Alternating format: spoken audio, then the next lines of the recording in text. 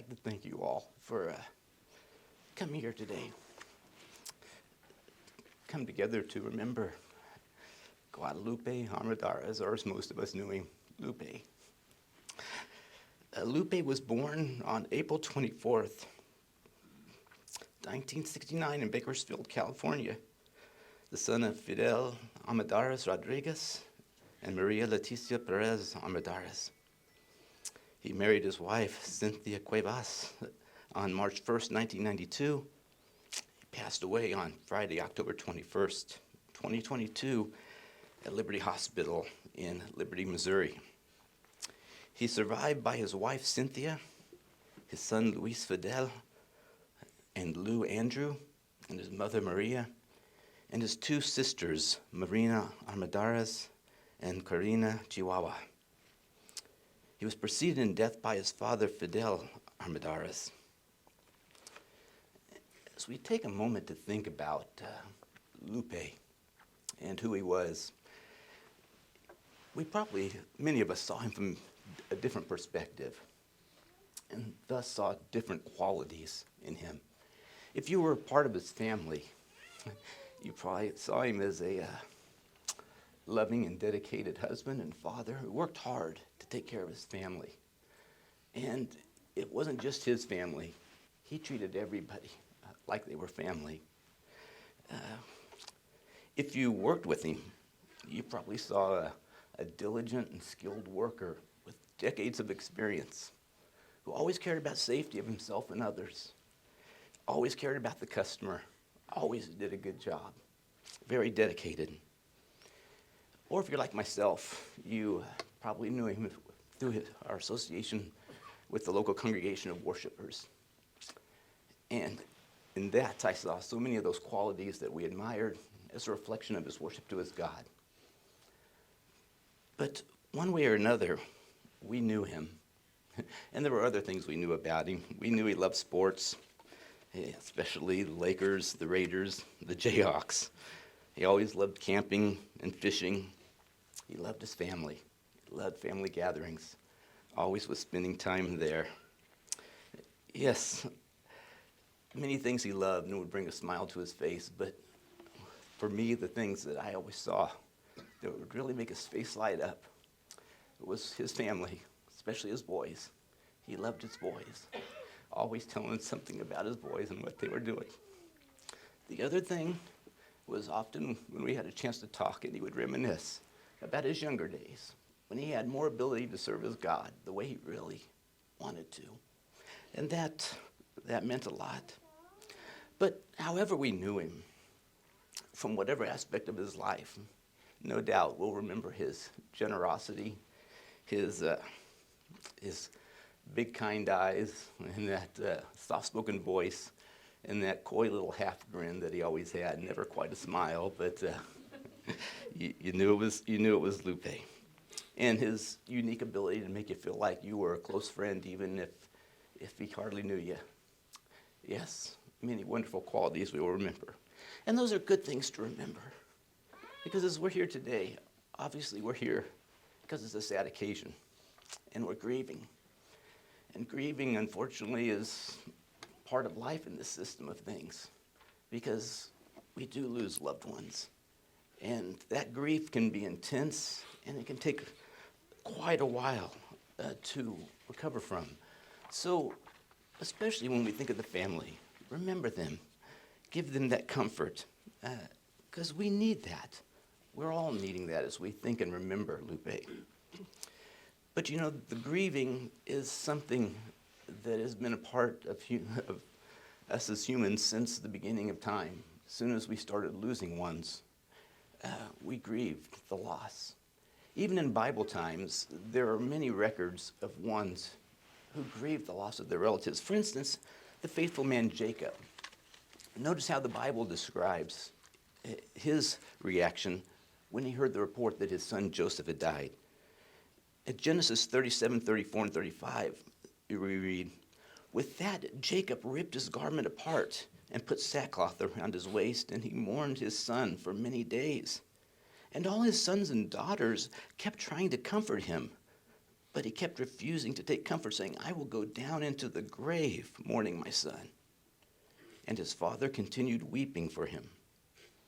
Yes, Jacob, faithful man, knew God, but he still grieved. Even Jesus, the perfect man, grieved. When his friend Lazarus had died, he went to the gravesite to comfort the family. And notice what is said at John 11:34-36. Jesus said, where have you laid him? They said to him, Lord, come and see. Jesus gave way to tears. At that, all the Jews began to say, see what affection he had for him.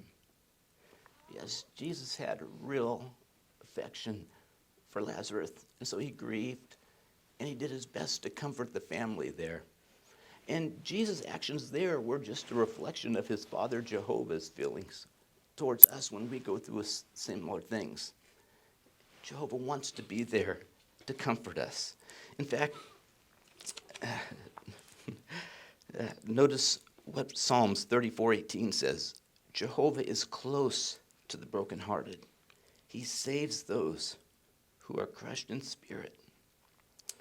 Yes, Jehovah wants to give us comfort, just as Jesus wanted to comfort those at Lazarus' death. But how does he do that? How does God provide comfort when we're grieving like we are? Well, one way is by helping us understand. Understand death, what it is not. What he's going to do about it to make it better, why it happens. And that's something we should talk about for a minute, because all of us have went through losing someone, for sure. If not, it's just a matter of time, unfortunately. And many ones will try to comfort us, sometimes saying things that, without realizing it, basically blame God for taking it. It is part of God's plan. God called him home. But the amazing part is, death was never part of God's plan at all. It was not something we were meant to experience, and that's why it's such a hard thing to deal with. In fact, if we go back to the beginning of man in the Garden of Eden, Jehovah tells us what he intended for man, and it wasn't this. It was life in better conditions, ongoing life, that we could spend time with our families, just like Lupe liked doing so much. Let's give an example. Let's go back to Genesis. Chapter 2, verse 15-17. In verse 7, he talks about the creation of man, how he formed the body and blew into it the breath of life, and it came to be a living person, a living soul. But then notice what he said. Jehovah God took the man and settled him in the Garden of Eden to cultivate it and to take care of it. Jehovah God also gave this command to the man, from every tree of the garden you may eat to satisfaction. But as for the tree of knowledge of good and bad, you must not eat from it. For in the day that you eat from it, you will certainly die. See, Jehovah gave us as humans everything that we needed, a beautiful place to live, plenty of food to sustain us, work to do that was fulfilling, and he made no mention of death except for one thing. If we don't eat of that, that was the one thing they had to avoid. And as we know, through some deception, they made a bad judgment, rebelled against that arrangement that God had given them, and certainly they did die. And the hard part about that is that not only did they die, but something changed in them. Something, I guess we could say, genetic. They went from being perfect individuals with that hope of living forever to genetically flawed with imperfection that leads to death. And since we all came from them, that's all been passed down to every one of us. Romans 5:12 says, that is why just as through one man sin entered into the world, and death through sin. And so death spread to all men because they had all sinned. That's a harsh truth. Every one of us can look forward to that eventuality given enough time. In one way or another, that inherited imperfection and sin, will lead to death. So that gives us the truth. But how does that bring us comfort? How does that give us hope now that we just know why death happens? Well, there's more. We must remember that in the Bible, Jehovah is spoken of as a God of justice and a God of love. And a God of justice would not make descendants continue to pay for the mistake of their ancestors without making it right somehow. Having the power to correct that, he wants and will do that. And being a God of power, he also would not let the misguided actions of our ancestors change his purpose. Remember, his purpose was for us to have ongoing life with our friends and our family in beautiful conditions. So we know those things are going to happen. In fact, in the Bible, he gave us this assurance. In Isaiah chapter 55, 10 and 11, he says, "For just as the rain and the snow pour down from heaven and do not return until they saturate the earth, making it produce and sprout, giving seed to the sower and bread to the eater, so my word that goes forth from my mouth will be. It will not return to me without results, but it will certainly accomplish whatever is my delight, and it will have sure success in that I sent it to do." So God's promise will happen. It's a reality. What has he promised? What does he hold out for us? Revelation 21, 3 and 4. He will wipe out every tear from their eyes, and death will be no more, and neither will mourning nor outcry be any more. The former things have passed away. Yes, in the future that we have to wait for, death will be done away with. Mourning, outcry, pain, things that we're experiencing right now will be the former things. They will no longer exist. But beyond that, it's not just that he will put an end to those things. Again, God of justice is going to bring back those ones who have died in the past. He promises that. The Bible gives us the hope that millions who have died, our family members, our friends, can be brought back to life in the resurrection. Remember we were talking about Lazarus not too long ago. He went there and he mourned and he comforted, but he had a special assignment there, so to speak. He turned their grief into joy in a matter of moments because he was able to resurrect Lazarus, bring him back to life, totally reverse that grief. And that's the assignment that Jehovah has given him to do on a grand scale in the future. John 5:28 and 29 says, "Do not be amazed at this. The hour is coming in which all those in the memorial tomb will hear his voice and come out." Yes, that's talking about bringing ones back to life so they can once again be with their family members and their friends, enjoy life the way it was meant to be enjoyed. That's a beautiful thing to look forward to. That's where we see comfort. That's where we have hope. And that's what Jehovah wants to give each and every one of us. Now, for some, that may sound different. Dead ones coming back to life. Many have been taught at times that when we die, well, the body dies, but the soul goes back to God or goes somewhere. And so to think about being brought back, well, that may sound confusing. But the Bible gives us very clear direction about what the condition of the dead is. And it might not be what we think. For instance, Ezekiel 18:4, speaking of the soul. Some believe that to be immortal, but the Bible says, "Look, all the souls, to me they belong. As the soul of the Father, so also the soul of the Son. To me they belong. The soul who is sinning, that one will die." And that's true. Again, if we went back to Genesis 2:7, when it talks about that, it says he took the body, blew in the breath of life, and it came to be a living person, literally in the Hebrew, a living soul. We are the soul. We are an individual, and when we die, we indeed die. But we don't need to worry about that because the dead do not suffer.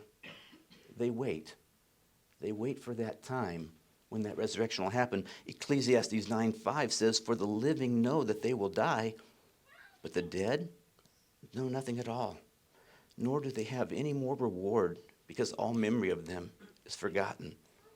So it gives us this direction. It says, "Whatever your hand finds to do, do with all your might. For there is no work, nor planning, nor knowledge, nor wisdom in the grave where you are going." Yes, by means of Christ's ransom sacrifice, that resurrection hope was made possible for us and our family members, past and future.